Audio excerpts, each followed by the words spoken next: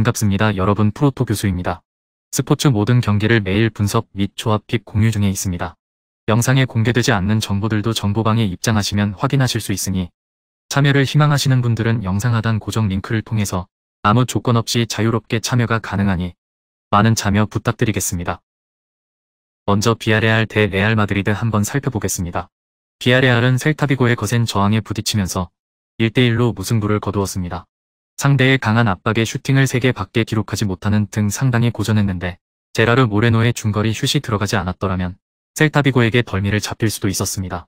다만 셀타비고와 레알 마드리드의 경기 기조가 매우 다르다는 점은 감안해야 합니다. 셀타비고는 감독이 바뀐 이후에 전방부터 압박하면서 수비 리스크를 지는 방식을 벌인 반면 레알 마드리드는 공격적인 성과를 위해 전방부터 강하게 압박에 들어가는 타입, 직전 리그 경기에서 상대의 전방 압박을 수적 우위로 쉽게 분쇄하는 모습을 보여주었고 이 과정에서 제라르 모레노가 후방으로 이동해 원활한 전원 패스의 기점 역할을 하는 등 장기 부상에서 복귀한 후에도 훌륭한 전술적 옵션과 득점력을 보여주는 모습이었습니다.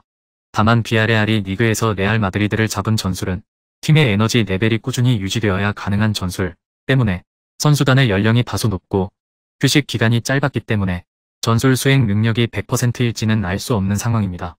물론 레알 마드리드도 사우디까지 나라가 컵대회 경기를 연달아 치렀기 때문에 체력적인 부담에서 비아레알이 앞설 가능성이 있기는 하나 경기력이 지난 대결보다 떨어질 가능성은 배제하기 어렵습니다. 레알 마드리드는 그동안의 문제점이 완전히 터지고 말았습니다.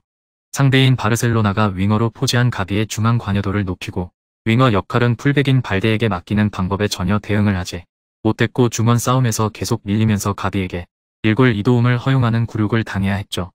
문제는 비아레알과의 직전 리그 경기에서도 중원에서 밀리면서 1대2로 패배했습니다. 상대가 활동량으로 중원과 측면에서 꾸준히 수적 우위를 점하자 레알 마드리드가 자랑했던 후방 빌드업의 정확도가 큰 폭으로 하락하고 말았습니다.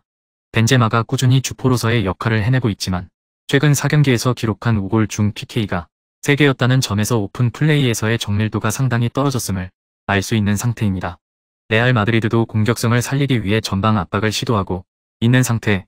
그러나 비아레알과의 리그 전에서는 그 압박이 매우 쉽게 분쇄되는 장면을 연출하고 말았는데 잘 훈련된 패스와 오프더볼 움직임의 압박이 너무 쉽게 무력화되는 모습을 보여주고 말았습니다. 결국 수비 상황에서도 상대의 공격 방향에 많은 숫자를 투입하자 흔들리는 모습이었고 선수단의 전반적인 에너지 레벨 저하가 크게 다가오고 있는 상황으로 볼 수 있습니다. 이미 비아레알이 강한 압박으로 레알 마드리드의 빌드업 정확성을 크게 낮추면서 리그에서 승리를 따낸 바 있는 상태입니다. 물론 비아레알의 휴식기가 짧아 지난 리그전과 같은 경기력을 100% 보여줄 수 있을지는 알 수 없어 핸디캡의 도움을 받는 것도 추천해 볼 수 있습니다.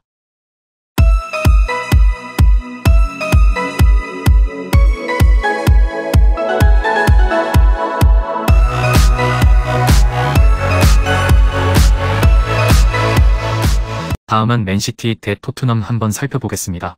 맨시티는 맨유에게 통안의 패배를 당했습니다. 펩 과르디올라 감독은 논란이 된 오프사이드 판정에 대해 직접적으로 심판을 비판하지는 않았으나 어찌 되었든 뒷맛이 개운하지 못한 패배를 당하면서 선두 아스날과는 승점이 8점 차이로 벌어지고 만 상태입니다. 최근 두 경기에서 공격진의 활약상이 매우 좋지 못했는데 지난 두 경기에서 맨시티가 기록한 유효 슈팅은 고작 하나였죠. 데브라이너가 프레드의 마크에 시달리면서 그릴리시의 헤딩을 도운 크로스를 제외하면 별다른 활약을 해주지 못했고 그러자 홀란드도 급격하게 활약상이 줄어드는 모습입니다.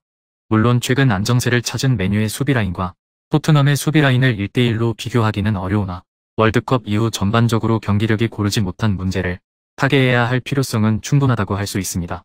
잘 나가다가도 토트넘만 만나면 경기력이 최악 수준으로 떨어지는 것이 마음에 걸릴 것입니다. 꾸준히 라인을 올리고 있는 성향을 기동성이 뛰어난 토트넘 공격진들이 공략하고 있습니다. 물론 최근 토트넘의 중원 장악력이 매우 떨어진 상태라 공격진이 미드필더진까지 내려와 공 전개를 도와야 하는 상황임은 감안해야 하나 지난 경기에서도 기동성이 뛰어난 상대 교체 자원들의 역습에 상당히 고전하는 모습을 보여주기도 했죠.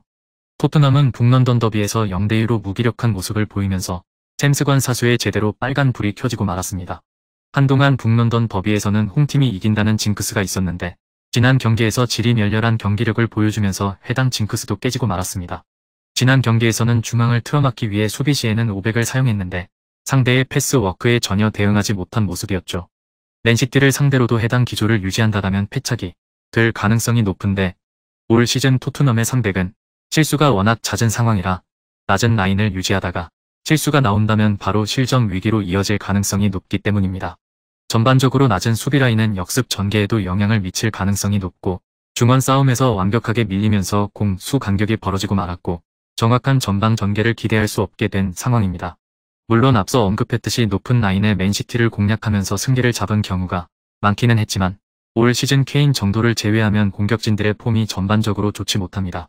맨시티의 전력을 감안하면 토트넘이 상당히 소극적으로 나올 가능성이 높은데 상대의 빌드업을 그대로 지켜봐야만 한다는 한계를 가지고 있습니다.